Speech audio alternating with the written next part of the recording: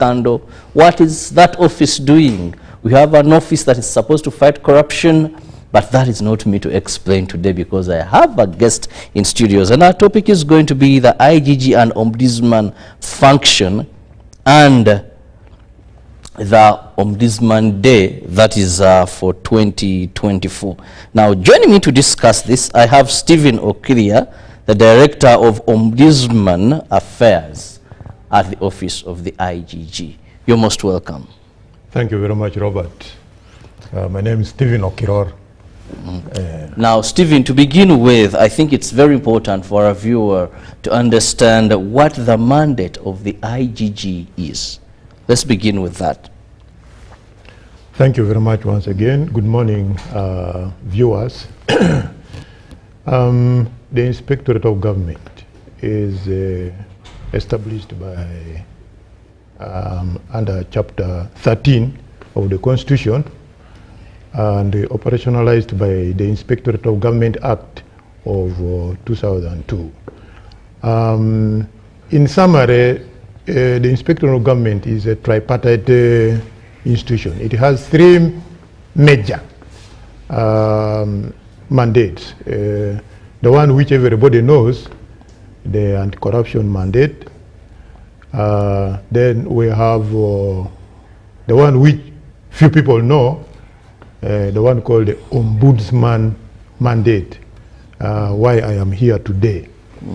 And then we have the enforcement of the Leadership Code of Conduct, which is under Chapter 14 of the Constitution. So, broadly, the Inspectorate of Government has those three major mandates. But people basically know the anti-corruption mandate. But the Ombudsman mandate is a very critical role, and I am the director in charge of the Ombudsman Affairs. Now, what is that? You know, it's a word, to many it may be new, to some it may be something they hear of, but not taken much. Let's unwrap the technicality in this word and all that for our viewer to get it right. Thank you very much. You know, Ombudsman, as you can see, it's like a mouthful. But it's now agreed globally that we can pronounce it as ombuds. You remove the ombudsman because of this gender sensitivity. Some people were saying, like, what about the ombudswoman? And then, so we also agree to use the ombuds. If you find ombudsman, a mouthful, you can just say ombuds. You know, this concept of ombudsman started way time in 1809 in Sweden, where government there saw that the citizens were not really paid attention to and their grievances were not listened to. So they established that office of the ombudsman as a public protector, a person who listens to complaints of citizens and ensures that they are resolved.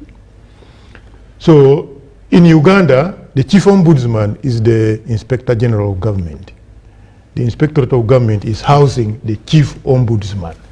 So the ombudsman purely is a mediator between public servants and the citizens.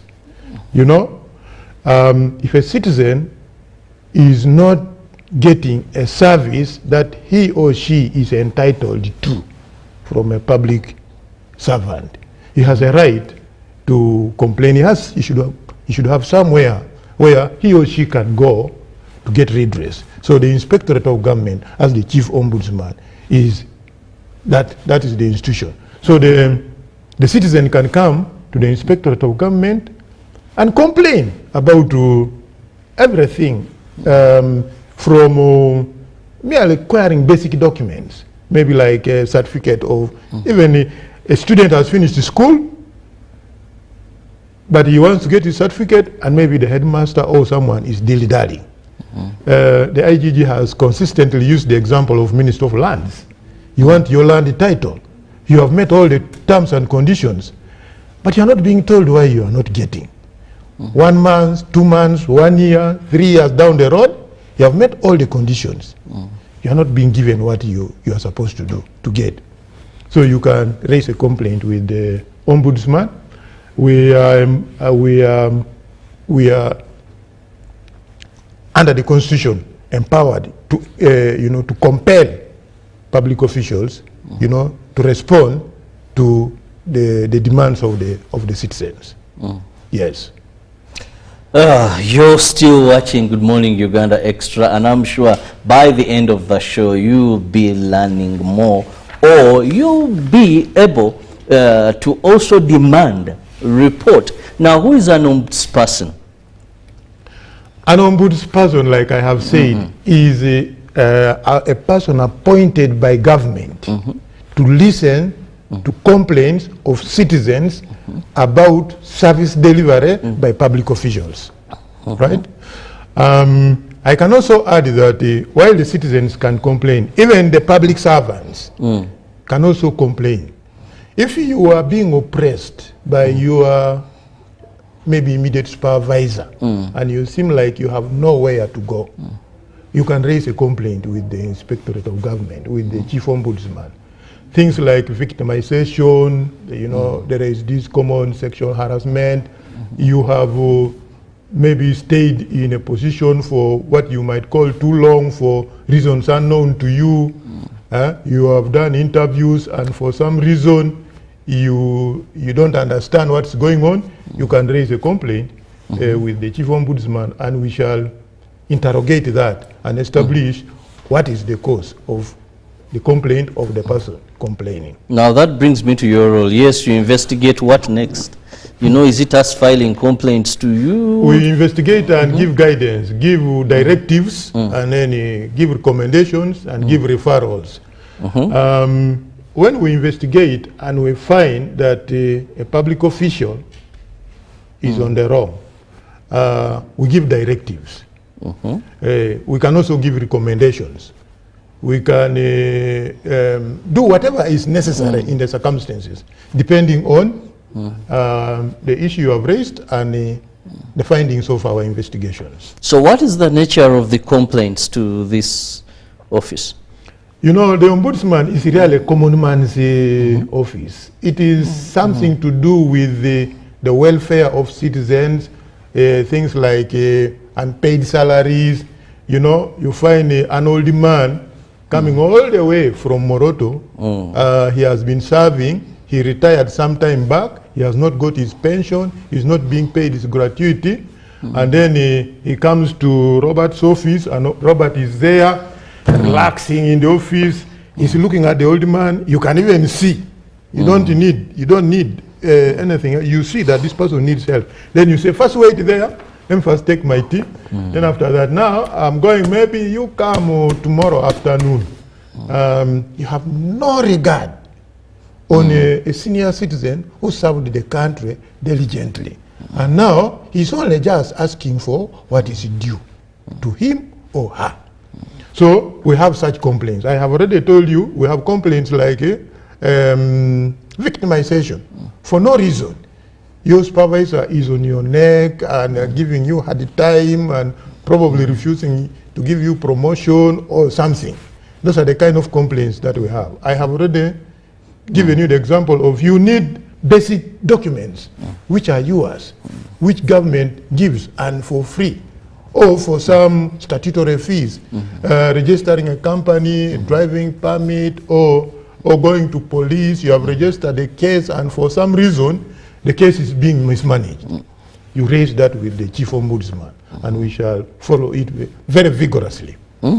Yeah. Now, you've mentioned a number of nature of complaints or examples, but what are those that the Office of the Inspectorate of Government cannot handle? Or are you open to any form? Okay, there are some limitations in the law. If a matter is in court, for example, the Inspectorate of Government is limited, but we can still draw the complaint to a relevant office. If you are saying the Chief Magistrate or the judge, whatever, is not listening to your case for whatever reason, we can raise it with either the Inspector of Courts or the Registrar of Courts. We raise the complaint to a relevant official and give that official a time frame to give us feedback. and then we can communicate to you.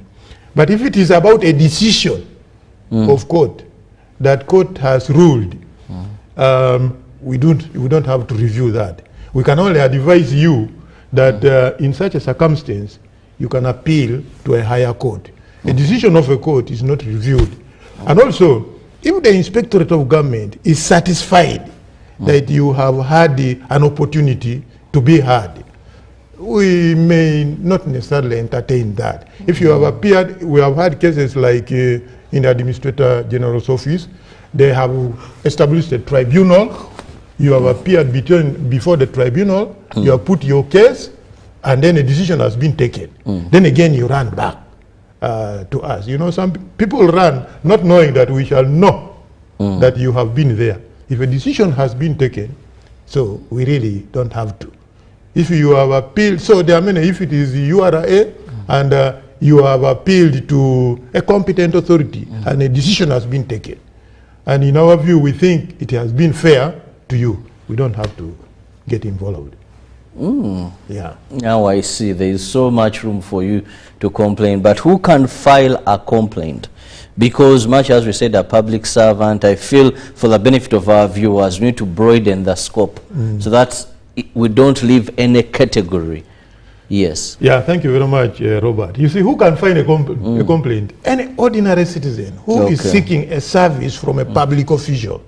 You know, the Constitution is very, very clear, and which many of us don't pay attention to. Under the national objectives and directive principles of state policy, number 26, it is saying that all public offices shall be held in trust for the people. You are a public official. The office you are holding it in trust of the people, okay? And all persons who are in positions of responsibility shall, that's what the Constitution is saying, shall be answerable to the people. But instead, we have reversed. Instead of holding offices in trust of the people, instead of being answerable to the people, we are making people answerable to us. So that is what Ombudsman comes in to fight. That no, you are supposed to give this citizen a service. Citizens have paid their taxes, you are paid salary from the taxes which these people pay. So you have no right to give them hard time when they need a service. Yeah, you are not helping them. You are not doing them a service. In fact, they are doing you a service. They are paying you for being where you are. Yeah. Now, what are the approaches for handling the Ombudsman complaints? Depending on the nature of the complaint, sometimes you can even just make a call to a relevant official and say, now, the inspectorate has received such a complaint. Are you aware about it? And then the matter is resolved. Say, yeah, I'm aware about it. We are waiting for the person to come and then we address it. But this person may not even know that they are waiting for him or her from there. So then we shall tell the other person that we are sending the complainant there. Please attend to him and give us a feedback within this time frame. So we can even make a call. We do investigate. We collect all the relevant information that we need. Listen to both parties. You come and complain. You know, when you come to complain, we are not taking what you are saying as a gospel truth. Because some people also don't come in good faith. Yes. They just come with their ultra-motive to blackmail, but we shall first receive you because on the face of it, we don't know whether your complaint is genuine or is not genuine until we have investigated. And then we shall tell you the truth. If you are the problem, we shall tell you that you are actually the problem. So we can investigate. We have also had we also hold boardroom sessions. Sometimes we find that a problem is really rampant, maybe in a district local government. So the best thing is to bring people into a round table and discuss the issues candidly. And then come up with proposals and resolutions which are taken up to address that.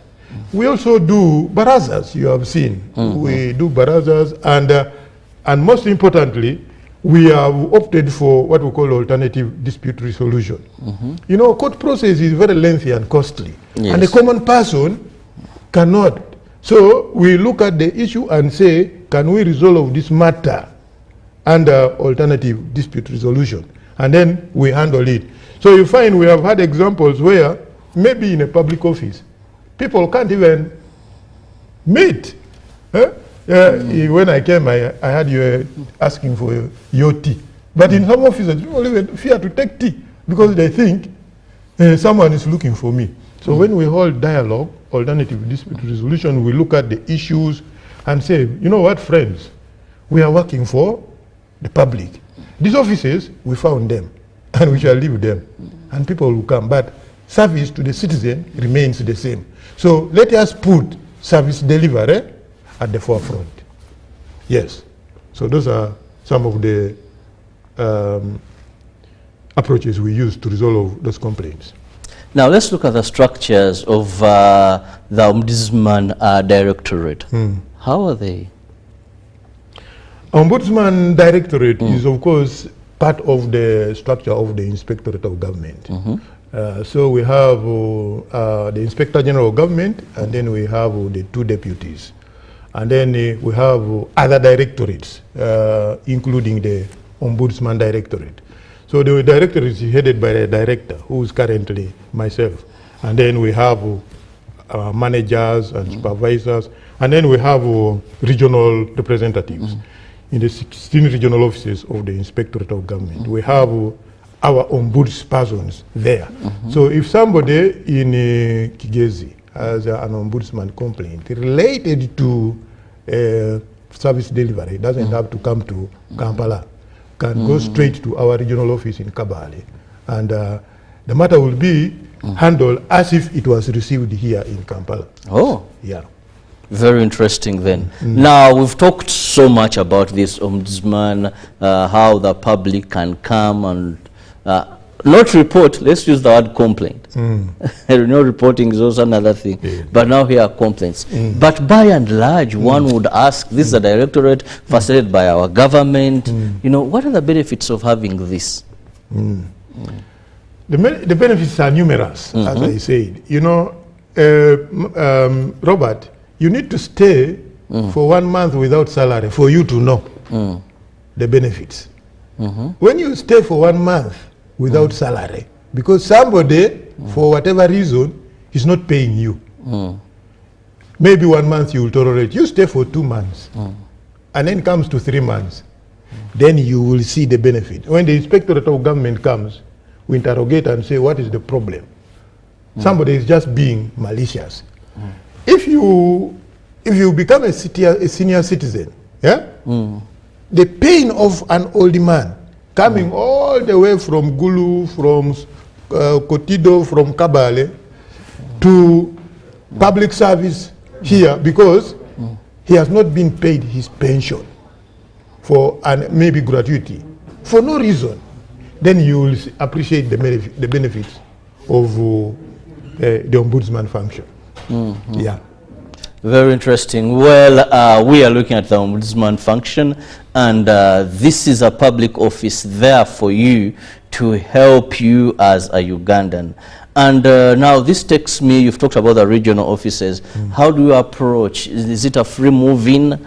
You know, and how do I know that actually in this particular area there are these offices? Because you see, government offices are tricky. That sometimes they can even be in a place, most of it's a directorate, and people are not aware. And sometimes people have fear for such offices.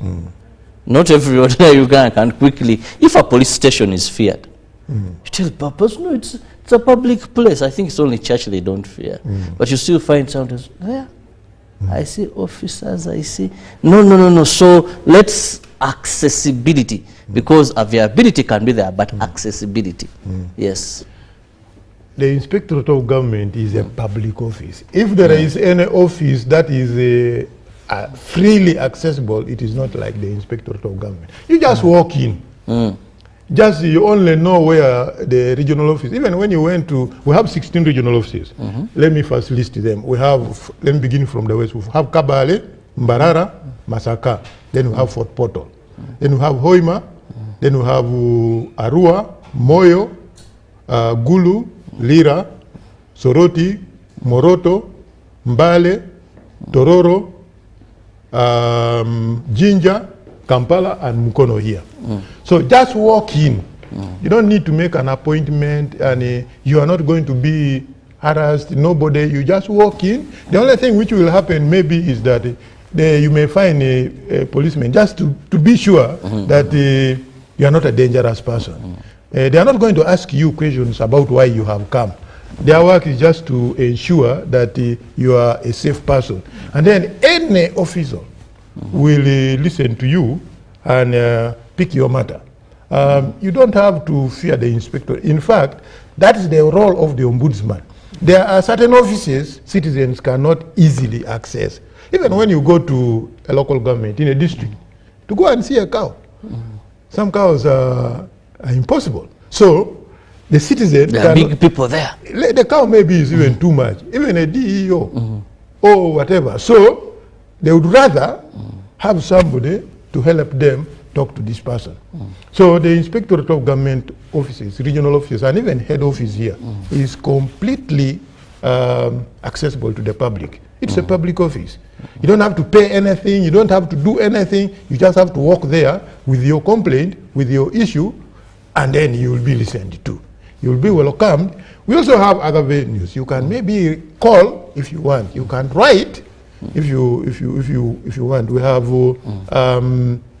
we now with this internet, you can use the internet. I will be giving you maybe some of the contacts if you want, and you will be listened to. You can send by WhatsApp, but the only appeal is that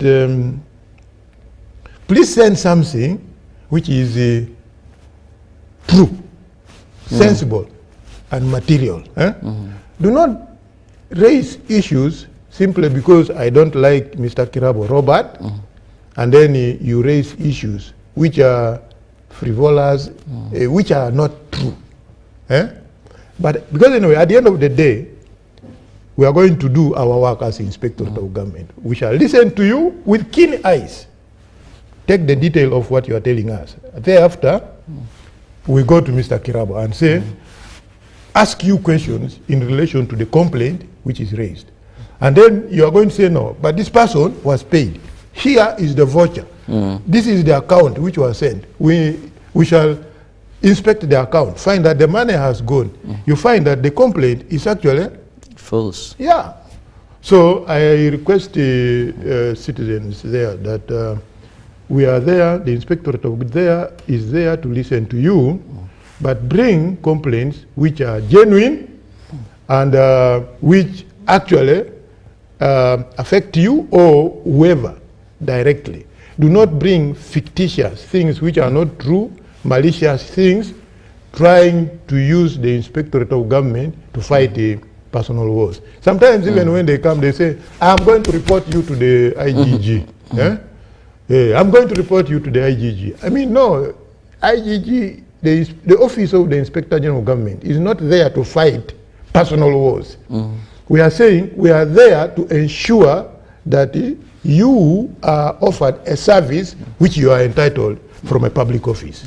Well, you're offered a service which you're entitled to from a public office. That takes me to a break, a very short one, and I'll return. I'm still with my guest, still looking at this particular directorate and how best it can help you. We'll return shortly.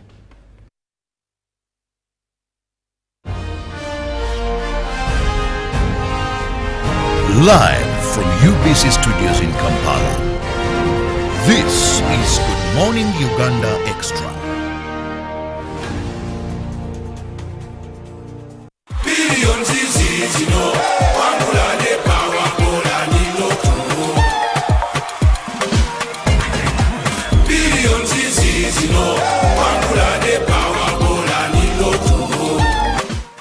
The East Africa UK Tourism and Culture Expo 2024 is here, happening on 8th and 9th of November 2024 under the theme Enhancing Tourism as Engine for Social and Economic Transformation on the sidelines of WTM London at the Rembrandt Hotel, 11th Thalo, PI South Kensington, London, SW7 2RS, United Kingdom. For tickets, exhibitors will pay £1,000 and participants will pay £300. For more information, call +256 787 096 100 or +254 795 806 969. Visit www.eaukTourismExpo.com to register.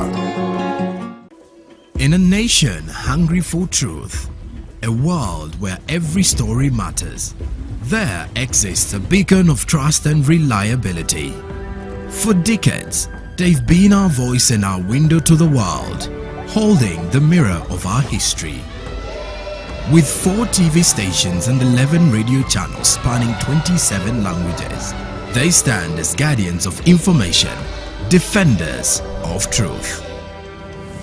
With must-carry heritage advantage, they uphold every citizen's right to reliable and free information. Their archived stories shaped our past and illuminate our present.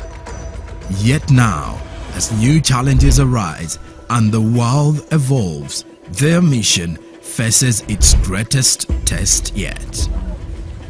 Be part of our journey and let's navigate the unknown, uncover the untold, and safeguard our future together.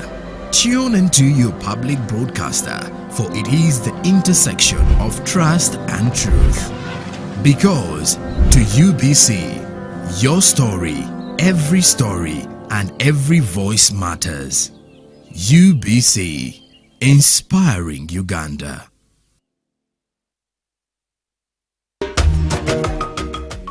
I'm called Ezekiel Kate. We are staying in Busala village, that is in Luka district. This is a commercial agriculture farm purely run on a family basis. We are now concentrating on coffee, and we got that coffee in 2018 from Operation Wealth Creation. NADS gave us the solar water pump, which we are currently using to put up irrigation on the farm and be able to irrigate the coffee, which is sitting on a 30-acre area. What we're able to reap out of the coffee, we're able to sell it off and make an expansion, because with irrigation you can't go wrong, but be able to pick all around the whole year, and that's all income that will be coming in. On a special thanks goes to Operation Wealth Creation, to the district local government in Luka district that has also given us the support to supervise all the work that we have been doing. And finally, NADS that gave us the solar water pump.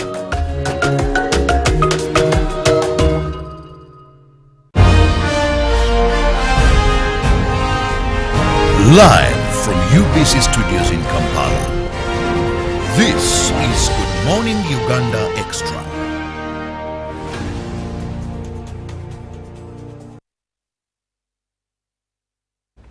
Welcome back from that break, and thank you so much for being with us here on UBC TV.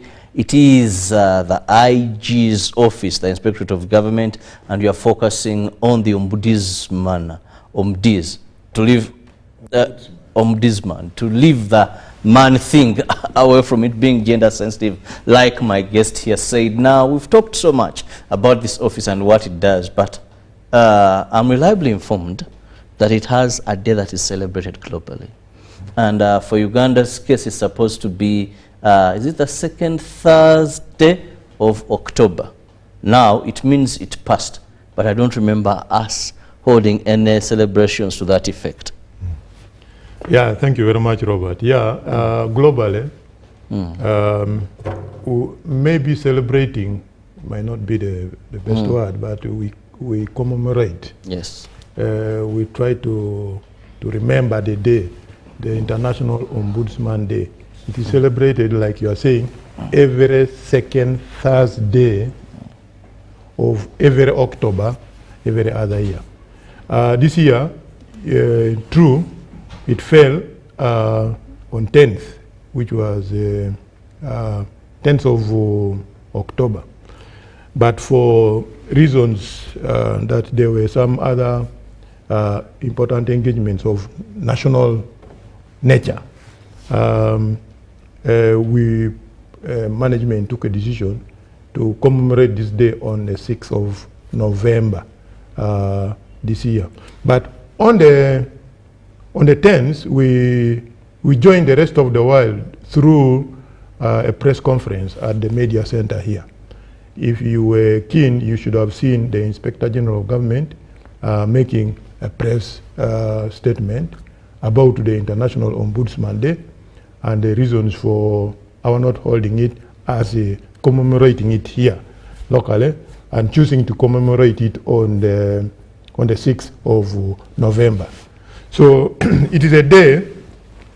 The intention is really, not many people know, let alone even understand, let alone even know that there is something called the Ombudsman. So it is a day to kind of raise awareness about the concept of the Ombudsman, first of all, and then the Inspectorate of Government as the Chief Ombudsman of Uganda. So we shall be commemorating it on 6th of November, and the details that will follow will be communicated again through the media. Yeah.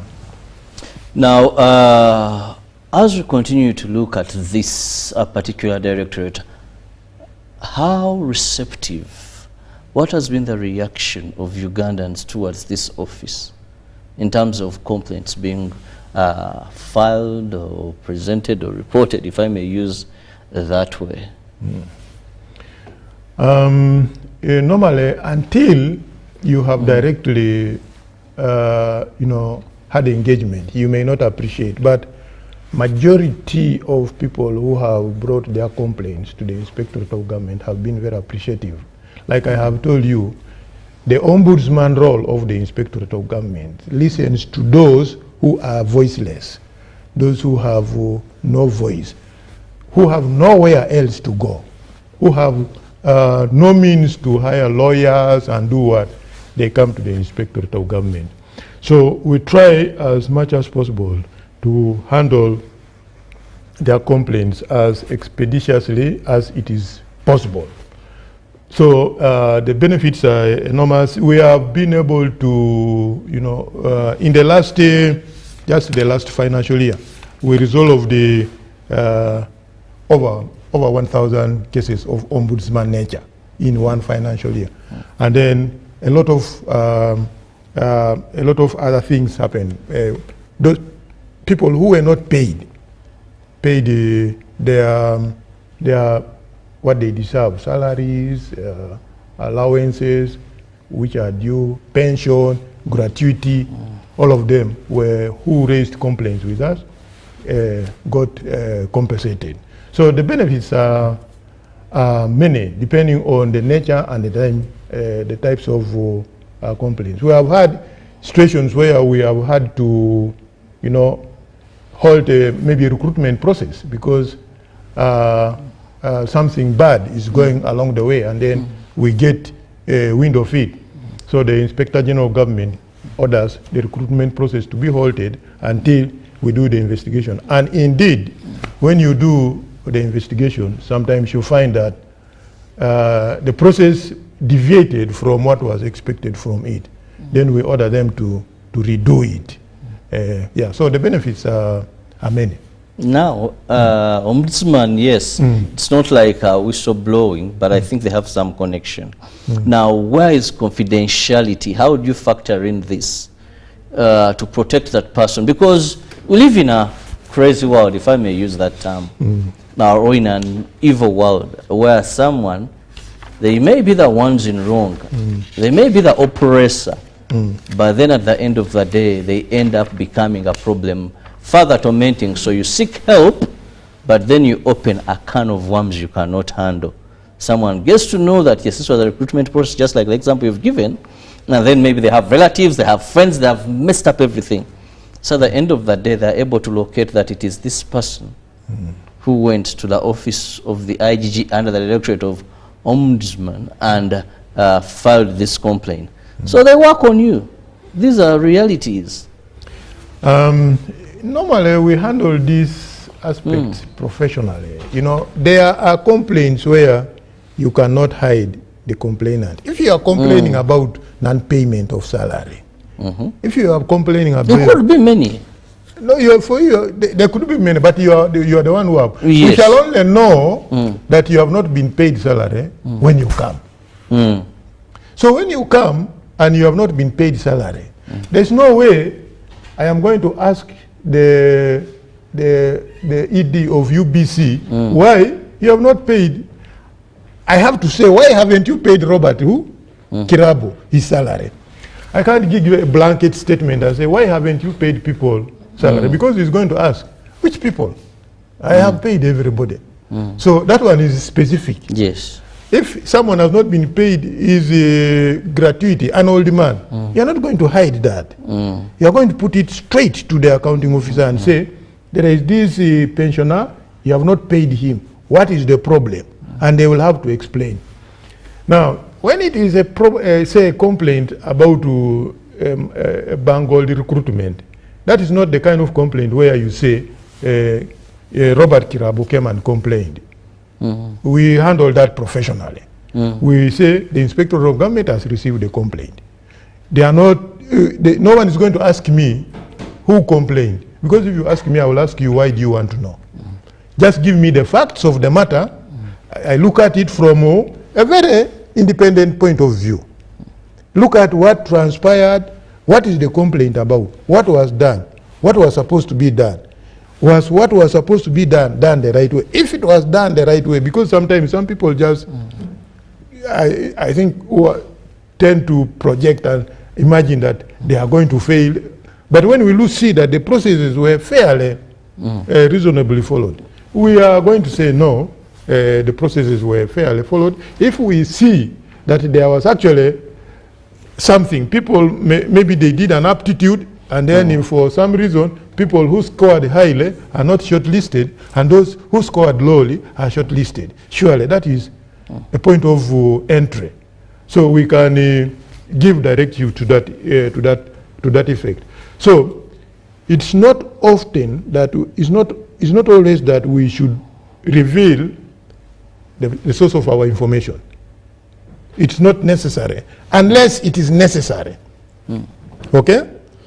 Unless it is necessary. And then probably the other scenario might be that if the matter has to go to court, and then we need to present in court, and we want you, Mr. Kirabo, as our witness, probably that may be another scenario where you might be called upon. So, but generally we do not discuss who brought the complaint, the informers, if you would like to call them, who raise alarms about the injustices in public offices. Yeah. Well, we are talking about fighting injustices in public offices, and when I look at time, it seems to be flying very fast, but we are still discussing the directorate of Ombudsman Affairs, the Inspectorate of Government. The Inspectorate of Ombudsman. But is that word, where was it quoted from? As I told you, the concept started from Sweden. So Sweden. So it is some Swedish origin. and it has never been transferred, so we chose to leave it that way. But it means a person appointed by government to listen to complaints of citizens about service delivery in public offices. In public office. Yeah. Now, we've talked about this being everywhere. Regional offices are there. Now, also looked at some of the successes you said that you've been able to register. But also let's look at the main challenges or outstanding challenges of this directorate. The challenges of, I really want us to be talking about the institution, because the directorate is just a branch of we can take the institution, yes. So the challenges of the Inspectorate of Government are common challenges to all other government departments. We are not unique in any way, but we try to manage them within our means. Of course, you know, first of all, the appreciation of the concept of the ombudsman is limited.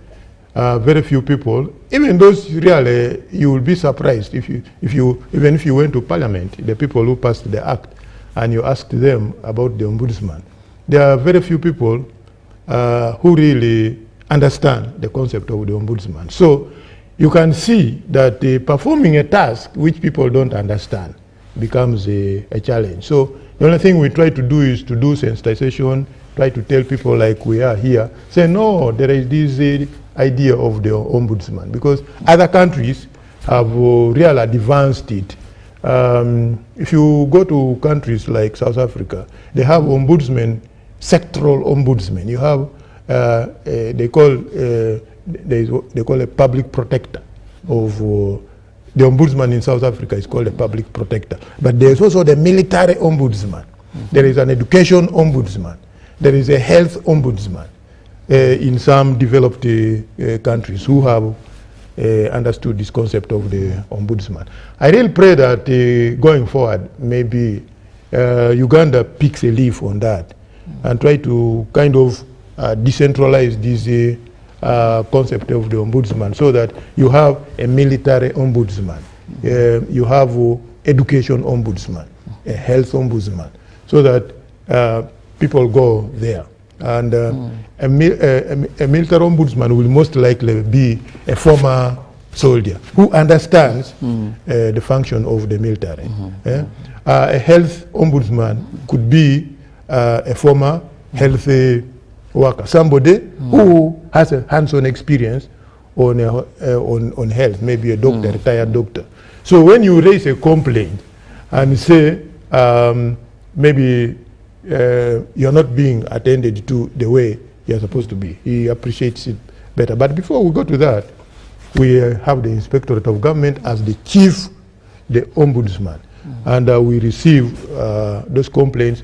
If it is something to do with payment of veteran soldiers, we raise it with the permanent secretary of Ministry of Defense and say, we have these issues here. These people have not been paid. What is the problem? If it is something to do with maybe healthcare, we can raise it with the immediate supervisor, either the PS of Ministry of Health or Director of Health Service or Director of Health Services in a district or in a regional referral hospital. So, yeah, that is what the concept of the ombudsman is. Yeah, it is a person appointed by government to listen to complaints of citizens. He mediates between public officials and those, the service bearers, and also mediates between public officials themselves. So now there you've been looking at the institution itself as the office of the IG. Yes. But now I want us to look at the challenges that you face with the people themselves, or maybe in extending your work. Yeah, like I said, the appreciation of what ombudsman is. Sometimes you find people come even and complain when they have a domestic wrangle. A person comes and you listen, you realize that this is purely a domestic wrangle. But the person thinks that the Inspectorate of Government, the IGG, handles everything. So people kind of don't understand the kind of cases which they should be bringing. And then also, you know, the other challenge is that people think as Inspectorate of Government, we solve those problems at the Inspectorate of Government. If you are not paid, some people come thinking they will get paid at the Inspectorate of Government. We are saying no.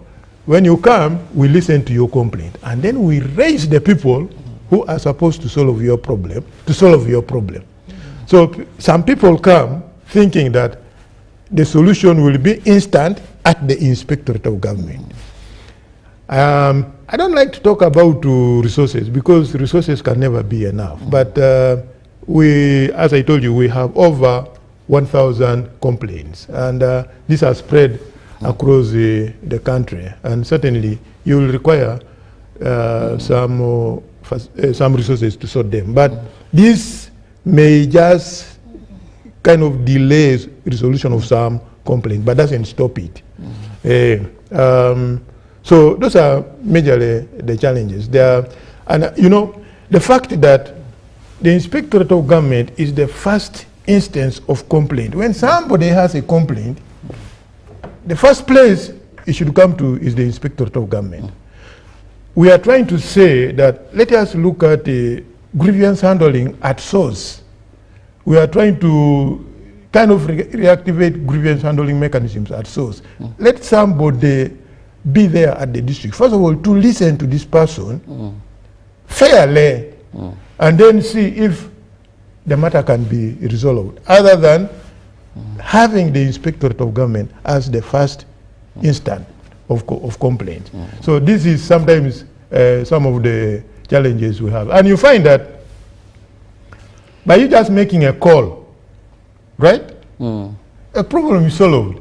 But because there was no mechanism put at the source to listen to complaints of people, the only thing they think of is, let's go to the Inspectorate of Government. So for now, we do that, but we are moving around. We are really trying to establish grievance handling mechanisms at the MD ministries, departments and agencies and local governments, so that the Inspectorate of Government more or less becomes an appellate institution where you come because you have tried there and it has failed, and then we try and come in. So those are some of the challenges. Well, thank you so much. We've been with the head of the Ombudsman Directorate, Office of the Inspectorate of Government. Now, before I let you go, let me just have your parting shot in a minute. My parting shot actually goes to public officials and say that, friends, these offices that we hold, we hold them in trust of the people. And we should, while holding these offices, respect the people. You know, we have had the experiences where people who were not handling, for example, pensions of pensioners when they were coming, also becoming pensioners, are now coming. And they want their problems to be solved. So when we are occupying these offices, let us be courteous. Let us serve the public. Let's listen to them and say, these are public offices. We are employed by government to offer a service, and services for free, other than giving them pay. Then the other thing that I want to probably conclude with is that, as we had said, world over, we commemorate the International Ombudsman Day every second Thursday of October every year. This year, it was supposed to be on 10th. But for reasons, it was decided that let us commemorate it as a country on 6th of November. But on 10th, we had a press conference. The IGG was at the Media Center to talk about the International Ombudsman Day and the Ombudsman function. So on 6th of November, we shall now be commemorating the International Ombudsman Day as a country, and the details of the commemoration will be circulated in the media. So my appeal is that let us listen to citizens. For those of us who are supervisors, let's listen to people whom we supervise. Let's not make life difficult for them to do what they are supposed to do. Because tomorrow, your child, your grandchild, will be in the same situation. So let's respect those whom we serve and serve them with honesty and diligently. Thank you very much. Well, thank you so much, Stephen Okirol, who heads the Directorate of Ombudsman in the Office of the Inspectorate of Government. Thank you so much for your time. And of course, our viewer, thank you so much for being with us all the way from 6:30 till now.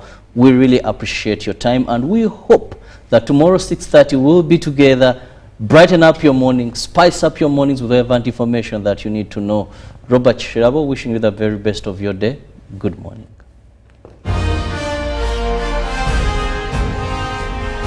Live from UBC Studios in Kampala, this